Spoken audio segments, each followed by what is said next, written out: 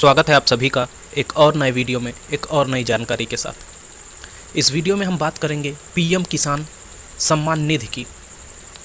तो इस पे जो है आजकल जो पीएम किसान पोर्टल है वहाँ पर जो ई-केवाईसी की प्रक्रिया है वह आजकल बहुत तेज़ी से जारी है, क्योंकि ये उस पोर्टल पे बताया गया है कि जितने भी किसान हैं उन सभी के लिए ज़रूरी है ई-केवाईसी करना।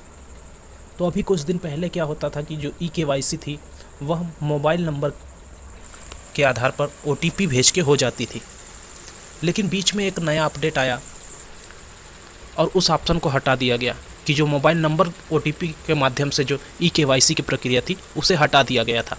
लेकिन आपको जानकर ये खुशी होगी कि ये जो प्रक्रिया है मोबाइल नंबर ओटीपी के माध्यम से ई-केवाईसी की, इसे एक बार पुनः चालू कर दिया गया है। तो ये आप सबके लिए बहुत ही खुशी की बात है। इसे करना कैसे है तो इसी वीडियो में हम जानेंगे, तो बने रहिएगा वीडियो में लास्ट तक। यदि वीडियो पसंद आए तो प्लीज़ चैनल को लाइक, शेयर और सब्सक्राइब जरूर करिएगा।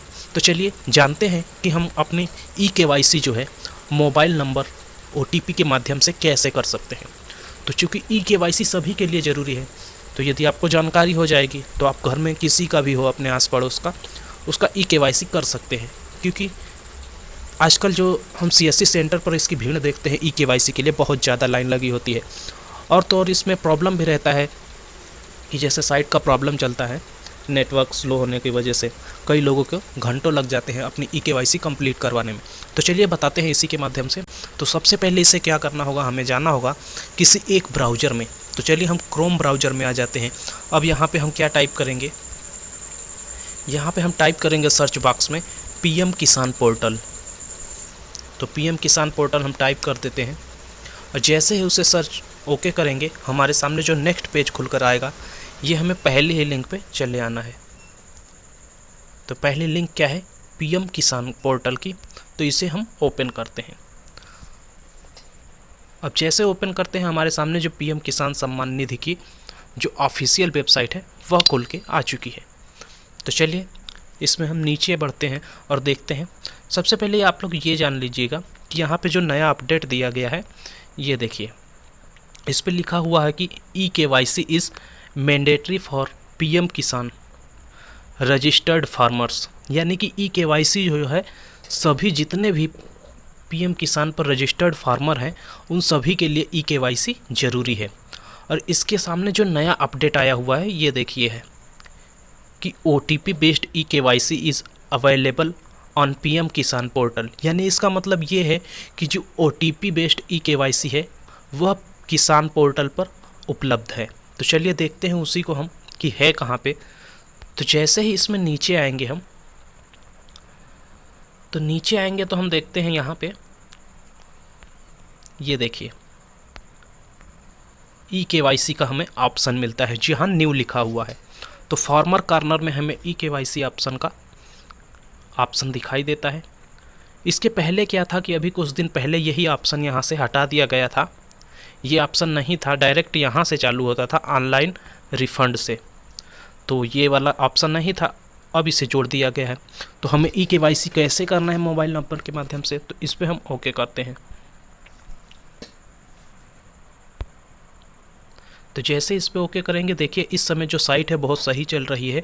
तो यदि आपने अभी तक ई-केवाईसी नहीं किया है तो जल्दी से जाएं इस पोर्टल पे और अपना ई-केवाईसी कंप्लीट करें, क्योंकि अब आपको सीएससी सेंटर पे भी जाने की ज़रूरत नहीं है। यदि आपके आधार कार्ड में मोबाइल नंबर रजिस्टर्ड है तो आप मोबाइल या फिर लैपटॉप के माध्यम से खुद ही एक ई-केवाईसी की प्रक्रिया कर सकते हैं। तो जैसे हमने ई-केवाईसी पर ओके किया, हमारे सामने जो पेज खुल के आ गया। अब यहाँ हमें अपना आधार नंबर डालना है। तो आधार नंबर आपका जो भी होगा आप लोग डाल लीजिएगा। चलिए मैं आधार नंबर डाल के यहाँ पे ओके करके आपको आगे का प्रोसेस बताता हूँ। तो मैंने जैसे ही आधार नंबर डाल के उसको ओके किया, उसके बाद जो नया पेज खुल के आया उसमें देखिए हमें मिला हुआ है आधार रजिस्टर्ड मोबाइल नंबर। यानी कि आधार से रजिस्टर्ड जो मोबाइल नंबर है वो डालना है। लेकिन आप यहाँ कोई भी नंबर डाल सकते हैं, वो आधार से रजिस्टर्ड हो या ना हो। तो यहाँ पे क्योंकि ये इस पर एक OTP भेजा जाएगा और जो आधार से रजिस्टर्ड मोबाइल नंबर होगा उसकी ज़रूरत हमें बाद में पड़ेगी। तो चलिए हम यदि वही नंबर डाल लेते हैं जो आधार में रजिस्टर्ड है। मैंने बताया यहाँ पे आप कोई भी नंबर डाल सकते हैं, लेकिन लिखा हुआ है कि आधार रजिस्टर्ड मोबाइल नंबर।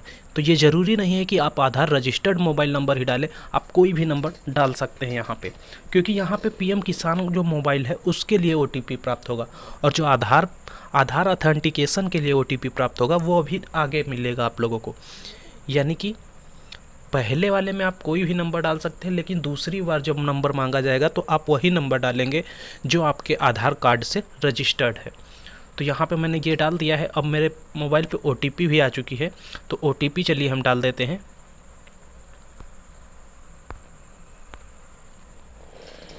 तो चलिए मैंने ओटीपी भी डाल लिया है। उसके बाद हम क्या करते हैं, इस ऑप्शन पर ओके करते हैं, सबमिट ओटीपी पर।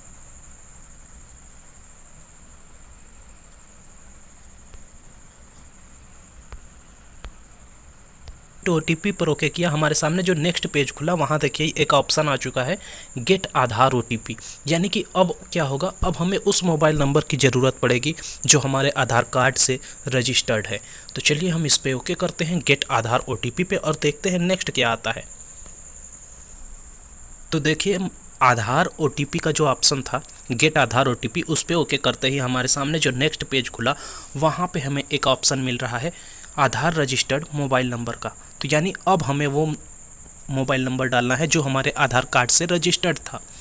तो वो नंबर डाल के सबमिट फॉर ऑथेंटिकेशन पर ओके करेंगे, और जैसे ही हम आधार पे जो हमारे ओटीपी आएगा उसको डाल के सबमिट फॉर ऑथेंटिकेशन पर ओके करेंगे, तो आपके सामने जो पेज खुल कर आएगा वहाँ eKYC सक्सेसफुल का जो है मैसेज आएगा। तो देखते हैं नेक्स्ट पेज में क्या आता है। हम अपने आधार पे जो मैसेज आया है वो यहाँ डाल के देखते हैं। आधार से रिलेट जो मोबाइल नंबर रजिस्टर्ड था उस पे जो ओटीपी आया है वो मैंने डाल दिया है। अब वो डालने के बाद हम यहाँ टिक करेंगे और सबमिट फॉर ऑथेंटिकेशन पर ओके करेंगे। इतना करते ही हमारे सामने जो है एक मैसेज आएगा। वो कैसा मैसेज आएगा वो मैं आप लोग को दिखाता हूँ। सबमिट फॉर ऑथेंटिकेशन पर ओके किया तो हमारे सामने लिख के आ गया, ये देखिए कि eKYC इज़ सक्सेसफुल, यानी हमारी जो eKYC है वह कंप्लीट हो चुकी है।